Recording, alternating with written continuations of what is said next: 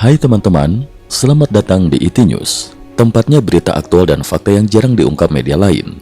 Yuk dukung kami dengan cara subscribe, like, komen, dan share, supaya lebih banyak orang tahu apa yang sebenarnya terjadi.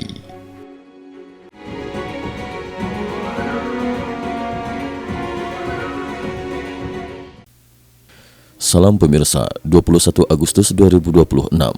Ukraina kembali meningkatkan tekanan terhadap jaringan logistik dan fasilitas militer Rusia di wilayah pendudukan. Dalam rangkaian serangan yang berlangsung pada malam 18 Agustus hingga dini hari 19 Agustus 2026, pasukan pertahanan Ukraina menyerang sedikitnya 9 sasaran yang tersebar mulai dari Zaporizhia, Donetsk, Luhansk, Kherson, hingga semenanjung Crimea. Staf Umum Angkatan Bersenjata Ukraina mengonfirmasi bahwa salah satu sasaran penting adalah jembatan jalan raya di atas sungai Molokna, dekat Molokansk, Oblast, Zaporizhia.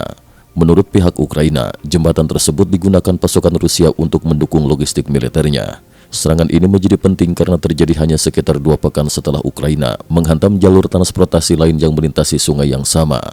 Pada 4 Agustus 2026, militer Ukraina secara resmi mengumumkan telah menyerang jembatan kereta api di atas sungai Molokna dekat Sverdlovsk, sekitar 50 km dari garis depan. Ukraina menyebut jalur tersebut digunakan Rusia untuk kebutuhan logistik militer serta pemindahan pasukan dan peralatan.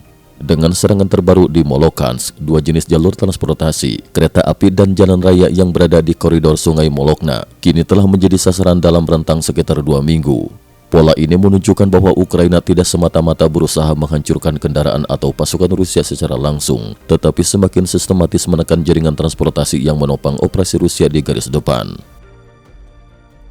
9 sasaran dalam satu malam. Serangan malam 18 hingga 19 Agustus tidak hanya diarahkan ke Zaporizhia. Menurut staf umum Ukraina, 3 fasilitas penyimpanan drone Rusia juga diserang di sekitar Novopetrikivka dan Novotoroyets di Oblast Donetsk, serta Lobachev di Oblast Luhansk. Di wilayah pendudukan Crimea, Ukraina menyerang sebuah repeater darat yang digunakan untuk mengendalikan drone serang Geran dan Gerbera di sekitar Olenivka. Sementara di Oblast Kherson, sebuah stasiun kendali darat drone Rusia dekat Verkhny Rohachik turut menjadi sasaran. Operasi kemudian berlanjut ke Luhansk. Ukraina melaporkan serangan terhadap gudang logistik di Kadivka dan sebuah lokasi konsentrasi persenjataan serta perlengkapan militer Rusia di sekitar Lysychansk. Besarnya kerusakan dan kerugian Rusia masih dalam proses penilaian. Juga dihitung berdasarkan lokasi yang diumumkan. Rangkaian tersebut memperlihatkan serangan terkoordinasi terhadap 9 sasaran berbeda. Targetnya juga memiliki pola yang jelas: jembatan, gudang logistik, penyimpanan drone, sistem kendali drone, serta konsentrasi peralatan militer. Jembatan menjadi sasaran strategis. Jembatan memiliki nilai sangat besar dalam perang darat karena menjadi penghubung bagi truk logistik, kendaraan lapis baja, amunisi, bahan bakar, pasukan tambahan hingga peralatan teknik. Apabila satu jalur penyeberangan rusak, pasukan harus mencari rute alternatif.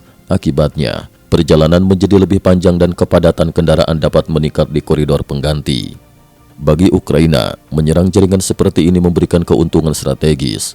Satu serangan terhadap simpul transportasi berpotensi menghasilkan dampak yang jauh lebih luas dibandingkan hanya menghancurkan sebuah kendaraan di garis depan. Kementerian Pertahanan Ukraina sendiri menyatakan bahwa penghancuran jaringan logistik memang telah menjadi bagian penting dari kampanye serangan jarak menengahnya. Sepanjang Juli 2026, Ukraina mengklaim telah menyerang 14 jembatan jalan raya, jembatan kereta api, jalan raya, dan penyeberangan ponton yang digunakan Rusia untuk kepentingan militer. Operasi itu difokuskan terutama di Donetsk, Luhansk, Kherson, Zaporizhia, dan Crimea. Artinya, serangan terhadap jembatan di Molokansk bukanlah insiden yang berdiri sendiri, melainkan bagian dari pola operasi yang lebih luas. Strategi mengisolasi garis depan.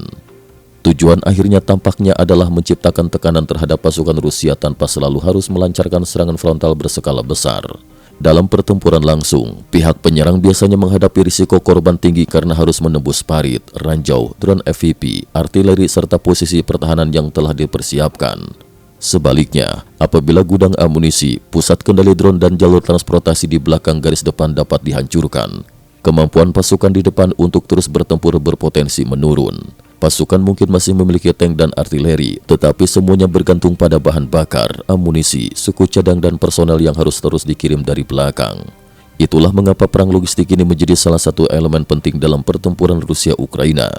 Serangan terbaru juga terjadi ketika Rusia masih menjalankan operasi ofensif di beberapa sektor. Institute for the Study of War mencatat bahwa pada 18 hingga 19 Agustus 2026, pasukan Rusia tetap melakukan operasi ofensif di arah Hulyai-Vol dan Zaporizhia Barat, meskipun belum terdapat kemajuan Rusia yang terkonfirmasi di sejumlah sektor tersebut. Dengan demikian, Ukraina tampaknya berusaha menyerang bukan hanya pasukan yang sedang bergerak maju, tetapi juga sistem yang memungkinkan pergerakan itu terus berlangsung. Perang berubah menjadi pertarungan jaringan logistik.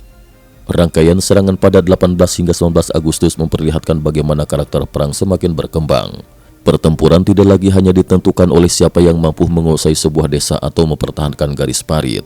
Jaringan komunikasi, gudang, jembatan, pusat kendali drone dan koridor transportasi puluhan kilometer di belakang garis depan kini sama pentingnya dengan posisi tempur itu sendiri. Bagi Rusia, tantangannya adalah menjaga agar jaringan tersebut tetap berfungsi meskipun terus berada dalam jangkauan drone dan persenjataan presisi Ukraina. Sementara bagi Ukraina, keberhasilan menghancurkan satu jembatan belum tentu langsung mengubah situasi di medan perang. Rusia masih dapat membangun jalur alternatif, menggunakan jembatan ponton atau memperbaiki infrastruktur yang rusak. Namun apabila serangan dilakukan berulang kali terhadap banyak simpul sekaligus, beban terhadap sistem logistik akan terus meningkat. Itulah gambaran yang terlihat pada 19 Agustus 2026. Ukraina berusaha menyerang jaringan pendukung Rusia secara luas dari Sungai Molokna hingga Donbas, Kherson, dan Crimea.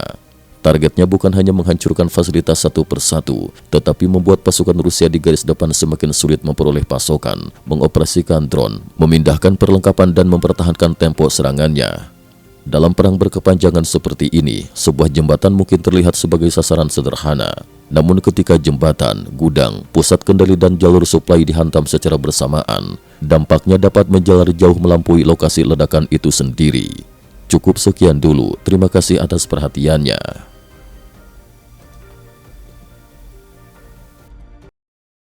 IT News juga memiliki channel di platform kancing.com. Mohon kunjungan dan bantu subscribe agar bisa mengikuti perkembangan dunia tanpa batas. Terima kasih. Link kancing ada di dalam description.